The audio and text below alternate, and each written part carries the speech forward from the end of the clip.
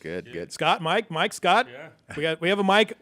The key is we're gonna have a mic over here no matter what. On the mic over there. That way it doesn't throw us off. That's right. Yeah, it's not Grumpy Mike, though. Yeah, the race doctor's with us today, replacing Mike Griffith, who is on vacation, traveling to Vacation. Moscow. Must be nice. I know. Idaho. Well, Idaho, yes. Mike has 37 years of experience in this facility, and apparently has hundreds of hours of vacation that he has to take. So since I'm one of his bosses, I'll make him take that vacation. You don't get vacation, do you? Nope. You get little little snippets here. Hey, and by the way, I watched the opening segment about that red Bugatti car, and I don't care what Blake says. When we play golf, he shows up in that car. That's probably true, huh? Yeah, he's fooling you guys. He has one. He has one. That guy makes a ton of money. He can afford it. It's what the March meet is. That's a lucrative deal. That's a lucrative. He probably deal. buys one a year. One a off year. That event. Wow. What would be the most expensive car if you had to buy one car? What would it be if you had all the money in the world? I'd probably buy me a dirt late model. That's pretty good. Yeah. I mean, just a car.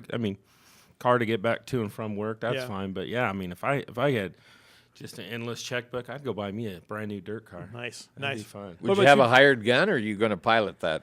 It'd be for my own Sunday test sessions. Nice. And what about you, Dr. Mosier? What would you have out there? You know what? I'd probably look to go to a 410 wing sprint. Oh, Yeah. there you go. A little Pro Power $60,000 motor. That wouldn't be too bad. Yeah. Wouldn't be too bad at all. Be the A-ticket ride. Well, I guess, man. And then some. We're about 6 minutes away from announcing the weekly winner of the Grumpy Griff Award. Just FYI, Mike sent me a note that he believes that the Grumpy Griff Award for his pick should go to Levi Kiefer. It's a good choice. He thinks Levi Kiefer had a hell of a race, and what do you think about that? You know what? Levi's on a roll. The guys. As we talk every week, that's a tough class to win in, and there's so many hitters in that class. And Levi, I mean, every time he gets on that dirt track, I mean, he shoots to the lead. He works. He had a tough battle with Ricky Childress Jr., who's also hot. Yeah, and Hanford. Ricky was out on the point, and Levi had to run him down, and he did. And and they battled side by side, clean, never touching each other. So that'd be a good pick. I'll tell you what. One bobble by Ricky in turn 2 is what caused that. He got up in the marbles, jumped that cushion a little bit, and Levi got underneath him. And so is Levi the first repeat winner in that Sport Mod class now? He's won the last 3 in a row. 3 in a row. Okay, all right. Yeah. So it's the modifieds. It's the one that we've had all the turnover as far as different winners. But yeah, that'd be a good pick. I mean, Levi had a heck of a show, and he's got a streak going out there, and he's tough. He's the one to beat right now. All right. So the Grumpy Griff Award, I'm just going to tell you right now, it's probably going to be won by a juvenile. So there we go. Coming up this weekend, we have the IMCA Modified, Street Stocks, Hobby Stocks, American Stocks, NMRA Midgets. And in the Hobby Stocks category, you've got Kevin Collier is on a roll. He's really hot coming into this thing. And Modified, we've had a lot of different champions there. Which one is a 13-year-old kid? Is he in the American Stocks or Street Stocks? What's the kid's name again? Who's been tearing it up? He's like 13.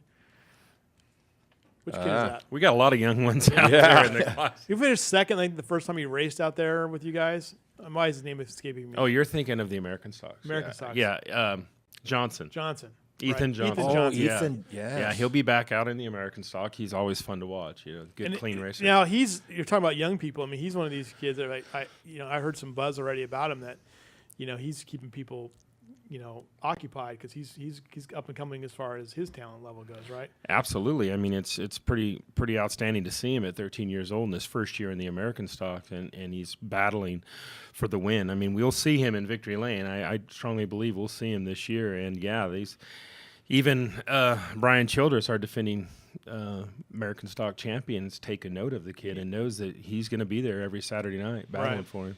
Yeah, that's going to be compelling to watch because all indications are those races have been outstanding. Yeah. As far as fun to watch and tight and very competitive. Coming up a weekend after that, Memorial Day weekend, the 23rd, Sport Mods, IMCA Stocks, Mini Stocks, Mod Lights, Mini Dwarfs. That's a Jack FM night, and then on the 30th, I like this free Coca-Cola night. Get one. Modifieds, Hobby Stocks, American Stocks, and Hard Tops.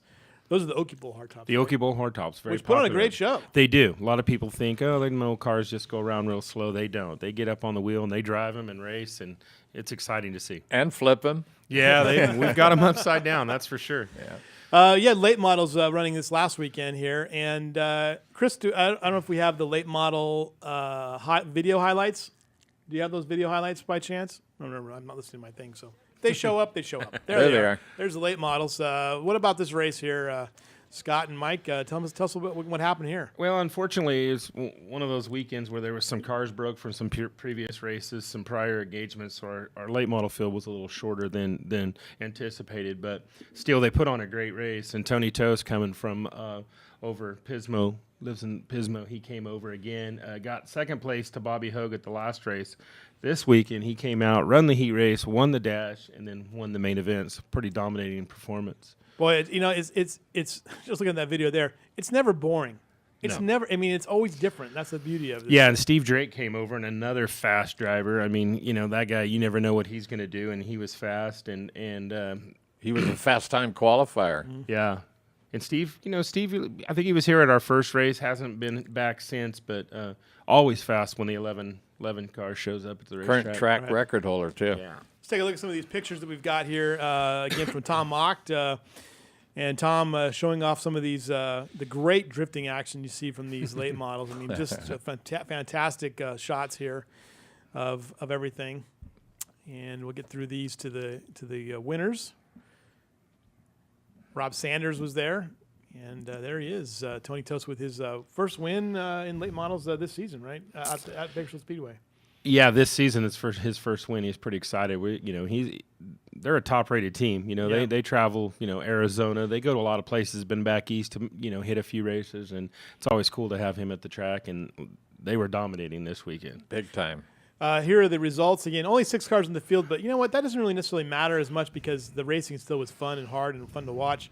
Tony Tost with the win, Ron Bartels in second, Larry Childress in third, Cody Laney in fourth, Rob Sanders in fifth, and Steve Drake finishing out sixth. And what was, 6 could have easily been second or third in that kind of race. A great performance by Ron Bartel. He was actually filling in for Nick Bartel, who's on baby watch. I don't know if he's had the baby or not. So I wasn't even aware of it, where I don't think you guys were as well, because not at all. I mean, the car was still running fast. So Ron did a heck of a job, jumping in Nick's car for the weekend. So that was pretty cool. Yeah, he even made the comment that he enjoyed the power that his son, Nick Bartels, has found in that car, that he's been running a crate motor, and he's thinking about, I'm going to get a bigger motor. Yeah, that was kind of an interesting comment, because I know Ron has been sporting that CT525, and it was interesting to hear that comment about it. So we'll see how that plays out at the next late model race.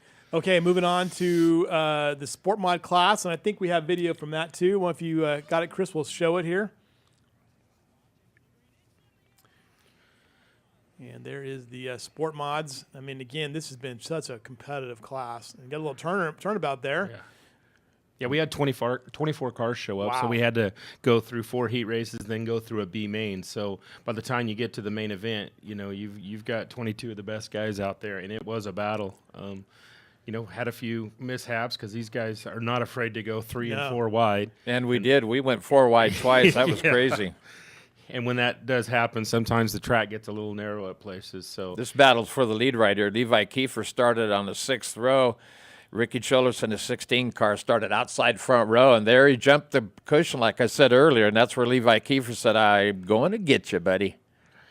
In the 16 car, Ricky Childress, he's notorious a high side guy. So right. he was working the high line, and Levi, I mean, he'll search all over, and he was finding some good traction down below, and turned out to be a good race because they were just going at it for quite a few laps. I think that's the thing that makes it so compelling about dirt racing is that you gotta do that. You gotta experiment with stuff, and you can't take it for granted, right? Yeah, when you got 22 cars out there on that track and they start getting spread out, then you have lap traffic to contend with. So if you like to run the high side, you may not get to go there because you may have to go down low. Right. So that's where these guys have to be just great drivers in general because they never know where they're going to be. We got to there's Levi Kiefer with the win, and excited about this. And I just mentioned the 3rd win in a row for him. And we're going to get the results of that race here in a moment. But first, I got to turn this thing off so I make sure we're not accepting any more responses here. And the winner of the weekly Grumpy Griff Award is none other than Cale McClenny Jr., who is they won it a couple weeks ago. He and his brother, they shared it, but Cabe didn't get the win, so Cale is the winner. He had more than 12,000 votes in this thing, and we had 30,000 total votes in the program this week, and so congratulations to him. Cheyenne Flippo, who I should note with the quality first win in the bandos there at the so our winners, the Grumpy Griffs, will be Levi Kiefer. That's Mike's pick. And Cale McClenny will be the fan winner this week. So, a couple guys. Now they run at Bakersfield Speedway too. Cabe and Cale. They have in the past. Right. Yeah, they started there when we started the mini dwarf class. Right. But yeah, Okay. they're venturing out. We'll take a quick break. We'll be right back after these messages with more from Bakersfield Speedway.